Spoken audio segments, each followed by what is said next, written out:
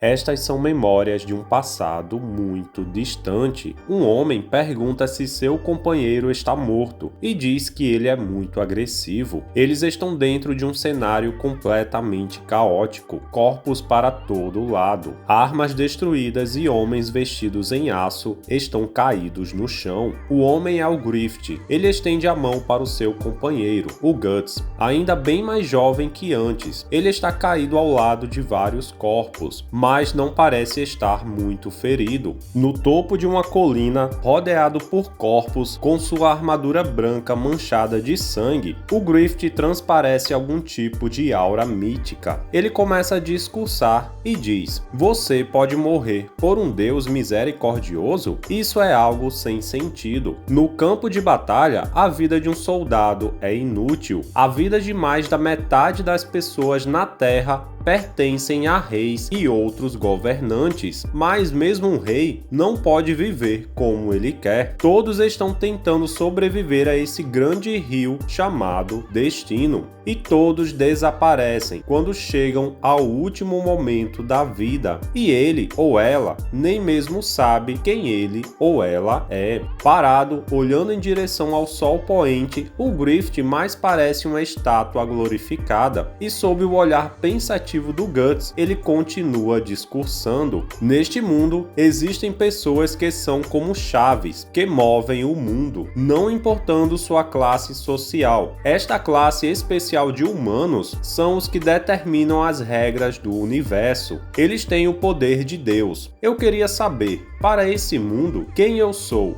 O que eu posso fazer? O que está sendo guardado para mim?" O Griffith de repente parece acordar de um grande devaneio e diz ao Guts que aquilo é estranho, pois ele é a primeira pessoa com quem ele falou desta forma. E vemos o Guts dizendo consigo mesmo que naquela hora começou a enxergar o Griffith como alguém superior e gracioso. E agora a cena muda para os dias atuais. Voltamos para a dimensão da God Hand, num cenário completamente desesperador. Os 5 anjos estão rodeando a pequena Teresia, enquanto que o Void pede ao Conde que vá em frente e sacrifique esta jovem. Vemos a expressão no rosto destruído do Conde. Ele realmente não sabe como escolher, ele ou a própria filha, quem vive e quem morre. Seu amor de pai parece o estar segurando. E então vemos o Guts. Ele ainda está caído e imóvel no chão. Ele pergunta ao Puck o porquê de estar demorando tanto e diz ao elfo que se ele não quer ver a sua amiga sendo morta na sua frente, que ande logo e cure seu braço agora. De outro jeito, a sua amiga será marcada assim como eu. Então o Puck se apressa e começa a curar as suas feridas, enquanto vemos os pensamentos do Guts dirigidos ao Fento, que o chamou de pessoa inútil. E o suspense continua, com os membros da mão de Deus instigando o Conde a sacrificar a sua filha. E enquanto a marca do sacrifício paira inexorável na frente da criança, a God Hand começa a falar e diz ao Conde: "Se você demorar um pouco mais, a chama da sua vida vai desaparecer. Na verdade, você é como um de nós agora. Se você morrer, você não irá achar paz. Conde, olhe para isso."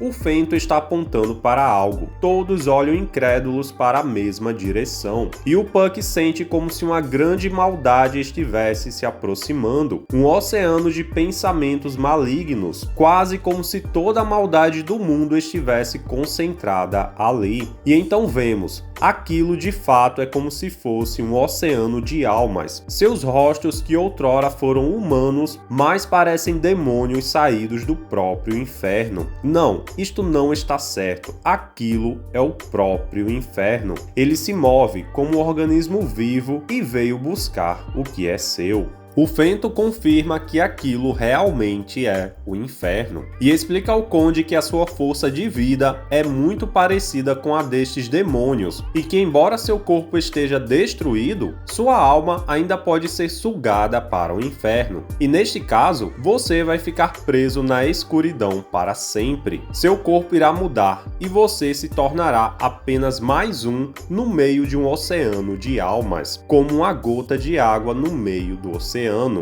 Este é o destino de quem se envolve com demônios. E vemos o olhar angustiante do Puck ao perceber que aquele também é o destino do seu amigo. O Fento continua e diz: Conde, você tem duas escolhas: renascer como um demônio ou deixar estes demônios engolirem você e o levarem para o inferno. Apenas uma frase. Apenas diga: eu dou minha filha como sacrifício, e esta marca vai aparecer no corpo dela, e ela vai se tornar propriedade do demônio. Apenas diga. Vemos então os últimos pensamentos do Conde. Sua existência está no limite, sua alma quase se esvaindo por completo, e em seus últimos pensamentos ele fala consigo mesmo. Diga a frase. É apenas uma frase. Será que esta é mesmo a minha hora de morrer? Nessa forma feia de monstro? Está tão frio. Eu já perdi tanto sangue. Ficar no fundo daquele oceano para sempre? Isso não. Eu não quero morrer.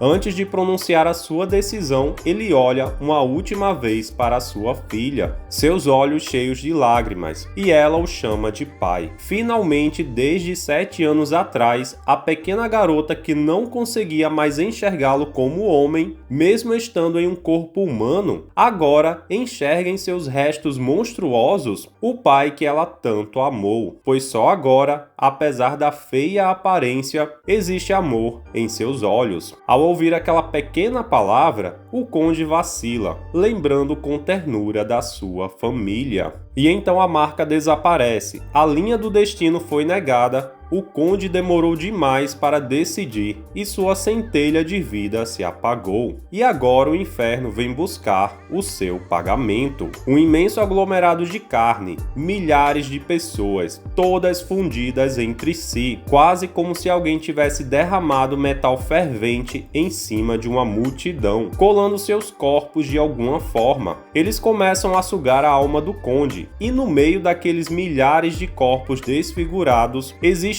um entre eles que o Guts reconhece. É o Vargas, o pequeno e bondoso homem que nada tinha a ver com aqueles monstros infernais, teve sua alma levada para o inferno. A sua obsessão pela vingança ainda está viva e o fez retornar dos mortos para concretizá-la. Ele é o primeiro a segurar o Conde e arrastá-lo para o sofrimento eterno, realizando assim a sua vingança. Em seu último momento como humano, vemos o Conde gritando o nome de sua filha. Ele tenta segurar a sua mão, mas é inútil. Não tem como lutar contra aquele poder e ele é completamente sugado para a escuridão. E agora, vemos a confirmação do destino do Guts. Aquelas almas ainda precisam levar mais alguém com eles e tentam sugar o espadachim. E mesmo na pior situação possível, a obsessão pela vingança se faz presente e ele tenta atacar o Fento ao invés de tentar se livrar daqueles monstros. Mas, por sorte, ao disparar o seu canhão de braço, o impulso causado pelo disparo faz o seu corpo ser fortemente impulsionado e aquelas criaturas acabam o soltando. E vemos que aquele disparo em nada adiantou. O Fento olha para aquilo como se alguma mosca estivesse se aproximando. Ele nem precisa desviar. Aquilo não é nada. O Guts cai no chão, sem tirar um momento sequer os olhos de cima do Fento, que o encara de volta com a mesma intensidade. A dimensão da God Hand desaparece em um instante, como se nunca estivesse ali. As pessoas da cidade estão até agora olhando para o céu e tentando entender o que acabou de acontecer ali. Morte, ruína e caos. É assim que termina a história do Conde, homem, pai, marido, monstro. Ele seguiu por um caminho covarde, sacrificando outras pessoas para salvar a si mesmo. Deu a vida de outros em troca de sua própria vida. Seu fim espelha como será o final dos membros da God Hand. Olhando para o corpo destroçado de seu pai, que mais parece ter sido devorado por algum tipo de besta selvagem, a Teresia chora inconsolavelmente, repetindo sem parar: não não e não, como se pudesse desta forma despertar de algum tipo de pesadelo. Mas aquilo é real. A realidade cruel não pode ser afugentada pronunciando algumas palavras. A Teresia chora, dizendo que quer voltar para o seu quarto. Ela não quer ficar ali, naquele castelo destruído, de frente ao corpo do seu pai. Então o Guts aparece e diz apenas, já chega. Apenas morra então. O Puck fica tão furioso por ele dizer aquilo para uma criança que lhe dá um tapa no rosto e diz que ele, acima de todos, deveria entender como a Teresia se sente. Mas o Guts diz que é por isso mesmo, exatamente por compreender a sua dor, que ele acredita que morrer é melhor. Se não consegue suportar a dor, é melhor acabar com isso agora. É tão fácil, basta usar esta faca. Então isso vai acabar e você vai se livrar desta coisa horrível. Alguém como você talvez vá para o paraíso, ou melhor, para o inferno. Desta forma, você reencontra seu pai e sua mãe. Esta é a sua vida, faça o que quiser. A Teresia pega então aquela faca para acabar com tudo, mas antes disso, o Puck a impede. E bem neste momento, o piso do castelo começa a ceder e a Teresia cai em um buraco. O Guts estende a sua espada e ela a segura para não cair. Ela está segurando aquela espada com as mãos nuas, que começam a sangrar, mas o Guts consegue levantá-la e tirá-la dali, arremessando a garota para fora do buraco. A Teresia ficou com as mãos cortadas e o Puck pede para que deixe curá-la, mas a menina parece não ouvir.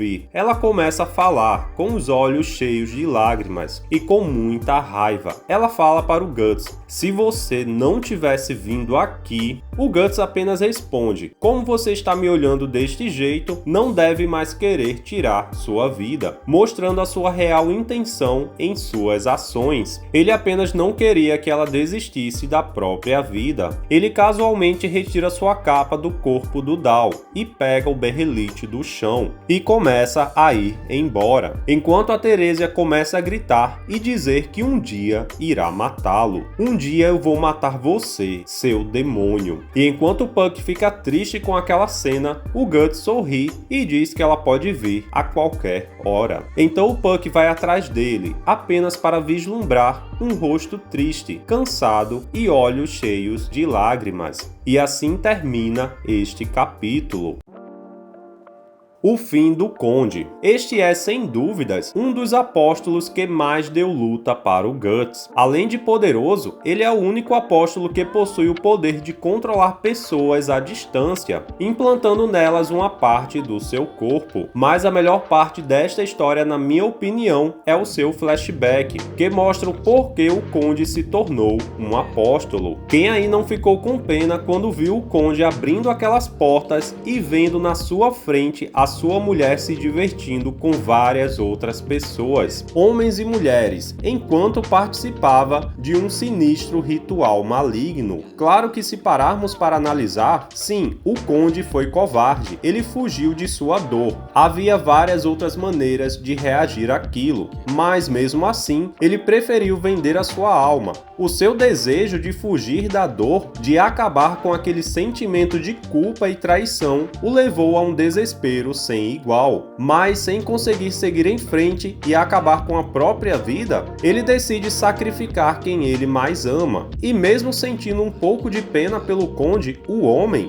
o Conde Apóstolo, era um monstro, cruel e sádico. Acredito que se o Guts não o tivesse derrotado, um dia a Teresia teria o mesmo destino que a sua mãe. O fim do Conde também nos traz o desfecho da história do Vargas, o médico do Conde, que sofreu muito nas mãos do apóstolo. Ele voltou do inferno para vingar a sua família, sugando a alma do Conde para o sofrimento eterno. E este foi um fim bem merecido. E finalmente chegamos ao fim do arco do Espadachim Negro. Estes capítulos em especial mostram um Guts raivoso, desconfiado e extremamente violento. Mas isto não é por acaso. Este seu lado obscuro é para que possamos compreender o imenso trauma do Eclipse. Aquela experiência o transformou completamente. De alguém que estava conhecendo amigos e família, alguém que estava aos poucos se curando de seu passado cruel e conhecendo o amor pela primeira vez em toda a sua vida. Teve tudo isso tirado dele em um piscar de olhos. O Guts morreu no eclipse e no lugar dele ressurge o espadachim negro, banhado em sangue e raiva, exalando puro ódio.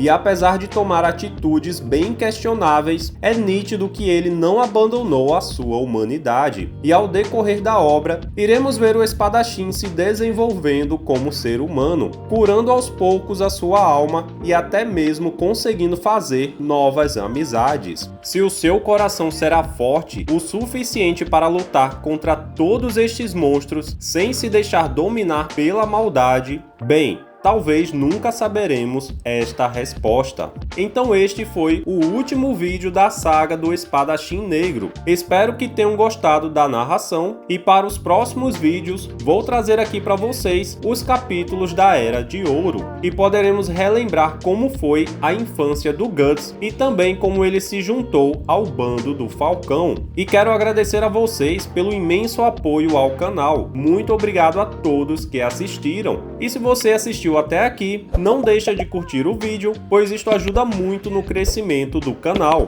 Comenta aqui embaixo a sua opinião sobre o Conde. O que você acha desta ação dele aqui? Dentro do contexto daquela época medieval, você, no lugar do Conde, faria o mesmo? Aceitaria um acordo com a God Hand ou simplesmente mandaria os 4 anjos para o inferno e seguiria a sua vida? Deixa seu comentário aqui embaixo e vamos discutir o assunto. E se você está curtindo o canal e quer me dar mais uma força, vire membro, torne-se um apóstolo e veja junto comigo o crescimento do canal. Eu vou ficando por aqui, se cuidem e até a próxima!